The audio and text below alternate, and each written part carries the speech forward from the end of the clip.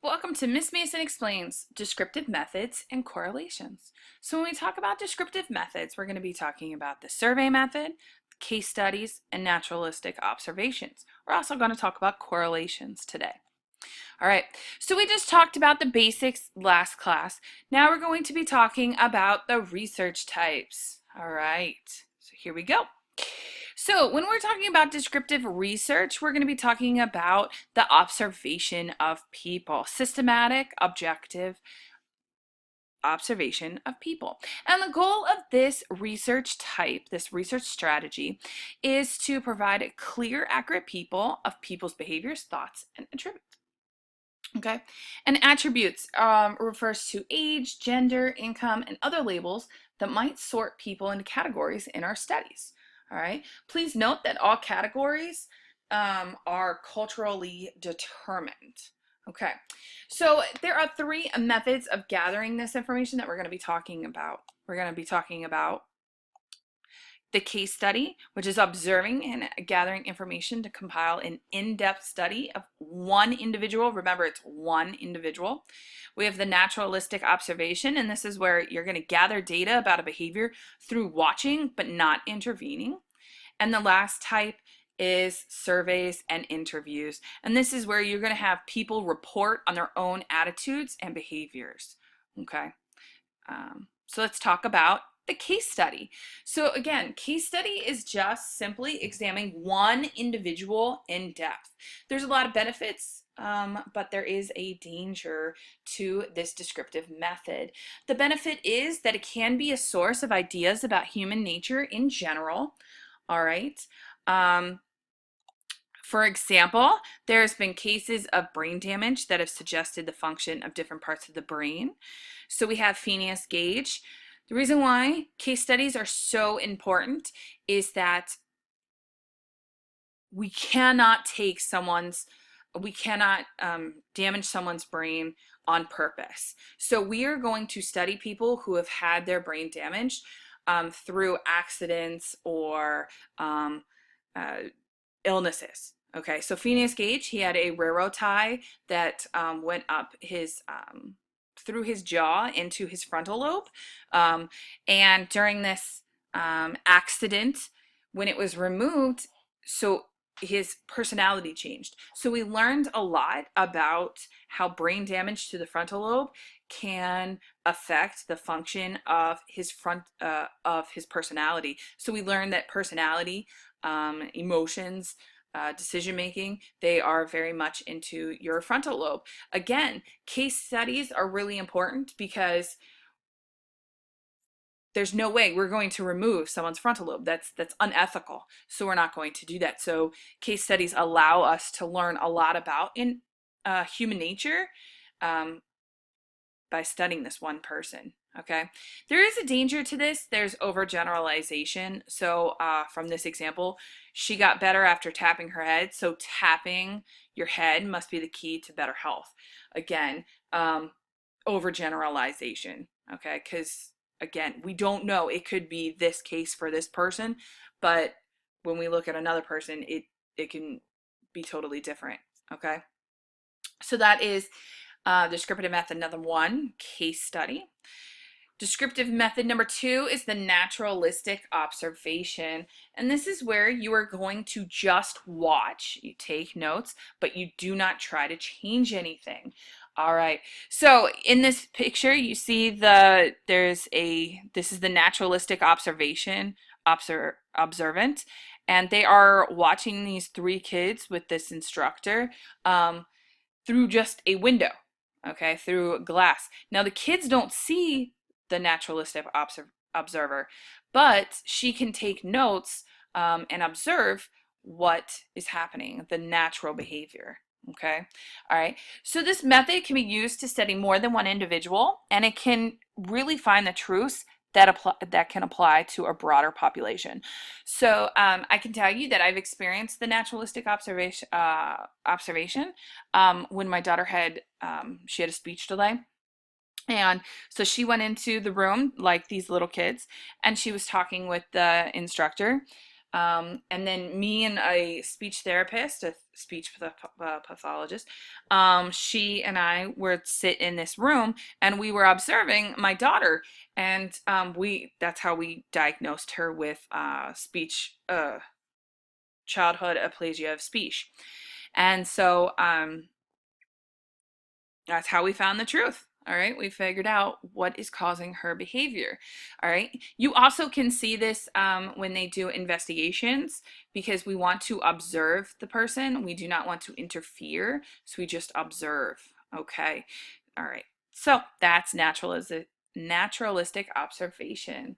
The third type is the survey. All right, you guys have all experienced the survey at least once or twice in your life. All right, and this is just a method of gathering information about a person's thoughts or behaviors through self-report rather than observations. When you first came into this class, you guys took a you did a self-student information sheet. All right, and that was just a survey of information about you. Okay, all right. So some of the keys of getting useful information are the wording of questions, all right, and questioning a random sample of people, all right? Okay. Now, the survey is going to cover more people than naturalistic observations. So when you are doing a survey, you're actually going to find truths that can apply to a broader population if you do it right. If you use, careful wording of questions, if you question random sampling of people. All right. So let's talk about this wording. All right. So the wording really affects the results that you can get. Okay. So for example, here are two different questions. Do you have motivation to study hard for this course, or do you feel a desire to study hard for this course? So the first one, do you have the motivation to study hard for this course? Well, yeah, I have the motivation. Okay. Yeah, of course I have the motivation. I want an A in this class. Do I have the motivation? Sure. All right. But what about the second one? Do you feel a desire to study hard? Heck no, I don't want to study hard for this class. Do you see how that can change? Do you have a motivation? Well, yeah, I want the A in this class, so that's my motivation. But do you have a desire to study hard for this course? No, I just want the A. I don't really have a desire. I don't really want to do it. Okay? All right? So, but if I ask you that question, how are you going to answer? Are you going to tell me, yeah, sure, I have a motivation, but do I feel a desire? Well, I don't want to look lazy, so I'm going to answer the question, yes, I have a desire. But in reality, do you have the desire? No. Okay. So again, the wording affects. The first one, that's going to find out, you know, if I want to see if they're ambitious. Okay, the motivation, ambition. All right. And the second one, if I want the students to look lazy, then I would ask them that question. Okay. So you see, I can have a result. The first one, ambition. The second one, laziness. I'm testing that. All right. So that is the survey. Now let's talk about random sampling. So why take a sample? Why would I not ask everyone at Wheaton High School? Why would I only take a little bit of the freshman class, sophomore, junior, and senior? Why wouldn't I want to try to find from everywhere? That would take too much time. It would honestly take way too much time to survey the individuals and then to analyze that data. Honestly, it would take way too much time. So here we go. If you want to find something out about men, can I interview every single man on earth? Heck no. Again, that's going to take up way too much time. All right. So sampling is going to save you time. All right. So let's say the population is one person for every of these colors. So we have the females and we have the males. Okay. Now, in order to take a random sample, you're going to want to make sure that you have a ratio of males and females, okay, for this example, all right, in your sample. Okay, so this is the population. You want to make sure that your sample is very much a ratio, all right, of the population. All right. Now, random sampling is a technique for making sure that every individual in the population has an equal chance of being in your sample. All right. So you can't just choose all of the AP students. All right. You can't do that, because is that a good random sample of Wheaton High School? No. You're going to want to take students from on grade level, honors, AP. You might even want to talk about the ESOL department. You want to try to find the LFI, the special ed department. You're going to want to grab some of them. So you see, you're going to want to make sure that you do a good random sampling and make sure that every individual, every student has an equal chance of being in your sample. All right. So again, random means that it is the selection of participants is driven by chance, not by a characteristic. All right. So that is random sampling. All right.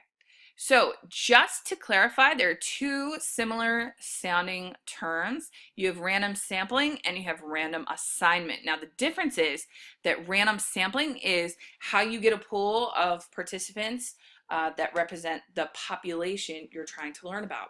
Okay, so the pool of recipients has to look very much like the population you're trying to find out about. Okay. All right. Now, random assignment is completely different. This has to do with experiments. Okay. So this is only involving experimentation. All right. The experimentation method. All right. And random assignment is where you are going to assign, are you going to be part of the experimental group or the control group? Okay. All right. So that's completely different.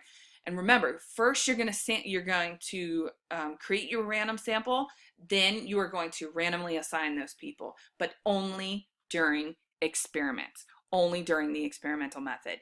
All right, this does not have to do with the descriptive methods. Okay, there was a lot of confusion about this. They like to, confuse you during the AP exam. All right, so this is ending of part 1. We are going to pick up with part 2 on correlations. All right, hear you soon.